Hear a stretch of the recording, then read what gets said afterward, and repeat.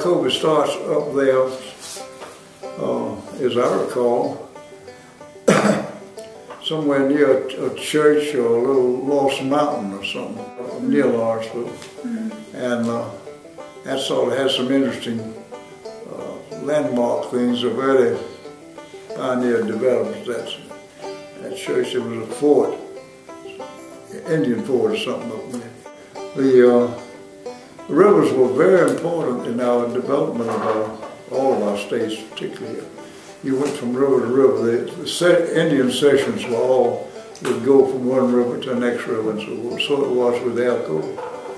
Had some mention in the early county archives of some contracts for bridges of sometime periods on our rivers. We ourselves, as you know, in the forks of the Alcovy, our southern point, second base on a baseball diamond would be where the South and the Yellow and the Alcovy all come together. From the Indian standpoint, I'm just enlarging, basically the Indians didn't live right up close against each other. They sort of had boundaries and stayed pretty far apart.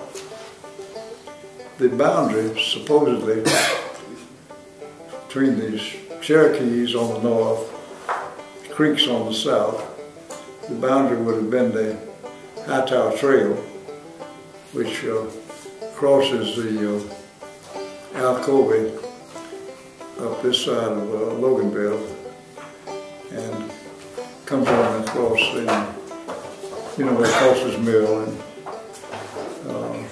Haynes Creek and all that. Alcovy was originally Alcofahatchee or something, and there's been a good bit of write-up about it. Places where something grows. What is it? Pawpaws. That's the nickname I had from my grandchildren. I was pawpaw. I relate to. You've got interesting backgrounds. Of course, the Georgia Railroad came on through about 20 years after Newton County was started, and they were undecided where they were going to cross that. And at one time they thought of coming across the river and up on the Hightower Trail.